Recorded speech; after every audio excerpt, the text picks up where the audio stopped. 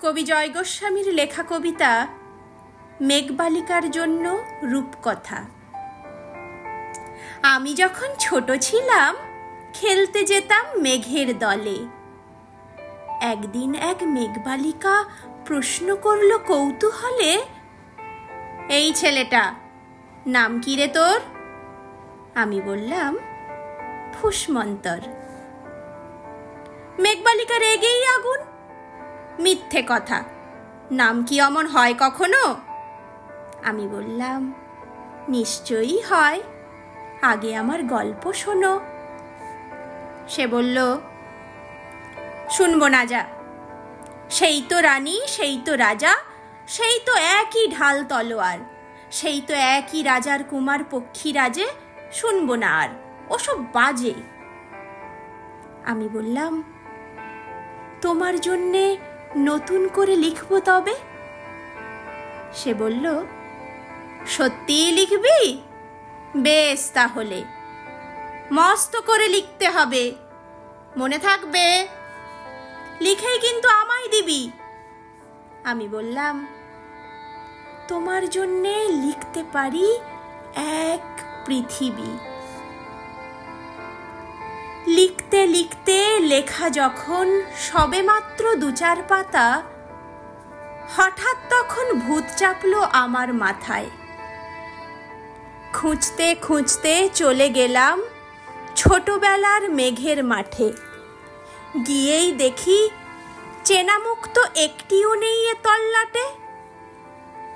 একজনকে মনে হলো ওরই মধ্যে অন্যরকম। এগিয়ে গিয়ে বলি তাকেই, তুমি কি সেই মেঘবালিকা? তুমি কি সেই? সে বলেছে, মনে তো নেই, আমার ওসব মনে তো নেই। আমি বললাম, তুমি আমায় লেখার কথা বলেছিলে। সে বলল, সঙ্গে আছে, ভাসিয়ে দাও গায়ের ঝিলে। আর হ্যাঁ শোনো, এখন আমি মেঘ নই আর, সবাই এখন বৃষ্টি বলে ডাকে আমায়। বলেই হঠাৎ এক পশলায় চুল থেকে নখ আমায় পুরো ভিজিয়ে দিয়ে অন্য অন্য বৃষ্টি বাদল সঙ্গে নিয়ে মিলিয়ে গেল খরস্রোতায়, মিলিয়ে গেল দূরে কোথায়, দূরে দূরে। বৃষ্টি বলে ডাকে আমায়, বৃষ্টি বলে ডাকে আমায়। আপন মনে বলতে বলতে আমি কেবল বসে রইলাম ভিজে একসা কাপড় জামায় গাছের তলায়।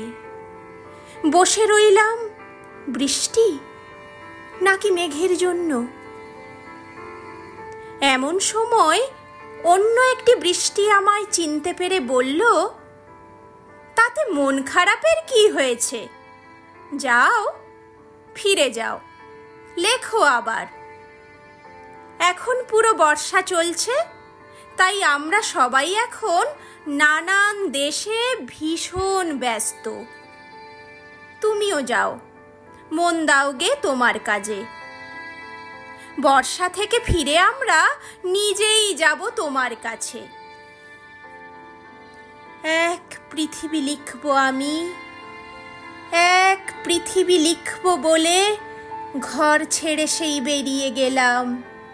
ঘর ছেড়ে সেই ঘর বাঁধলাম গহন বনে।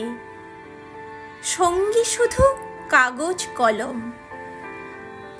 একাই থাকবো, একাই দুটো ফুটিয়ে খাবো। ২-১ মুঠো ধুলো বালি যখন যারা আসবে মনে, তাদের লিখব, লিখেই যাব। এক পৃথিবীর ১০০ রকম স্বপ্ন দেখার সাধ্য থাকবে যে রূপকথার, সে রূপকথা আমার একার। ঘাড় গুঁজে দিন লিখতে লিখতে, ঘাড় গুঁজে রাত লিখতে লিখতে, মুছেছে দিন, মুছেছে রাত। যখন আমার লেখবার হাত অসাড় হলো, মনে পড়ল সাল কি তারিখ, বছর কি মাস সেসব হিসেব আর ধরিনি। লেখার দিকে তাকিয়ে দেখি এক পৃথিবী লিখব বলে একটা খাতাও শেষ করিনি। সঙ্গে সঙ্গে ঝমঝমিয়ে বৃষ্টি এলো খাতার উপর, আমার আজীবনের লেখার উপর। বৃষ্টি এলো এই অরণ্যে, বাইরে তখন গাছের নিচে নাচছে ময়ূর আনন্দিত। এ গাছ ও গাছ উড়ছে পাখি, বলছে পাখি এই অরণ্যে কবির জন্য আমরা থাকি। বলছে ওরা কবির জন্যে আমরা কোথাও হার মানিনি। কবি তখন কুটির থেকে তাকিয়ে আছে অনেক দূরে। বনের পরে, মাঠের পরে, নদীর পরে, সেই যেখানে সারা জীবন বৃষ্টি পড়ে, বৃষ্টি পড়ে। সেই যেখানে কেউ যায়নি, কেউ যায় না কোনো দিনই।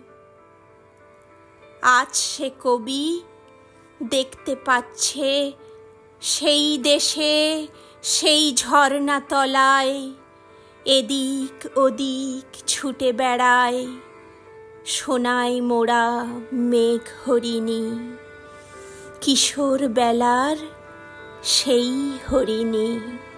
ধন্যবাদ।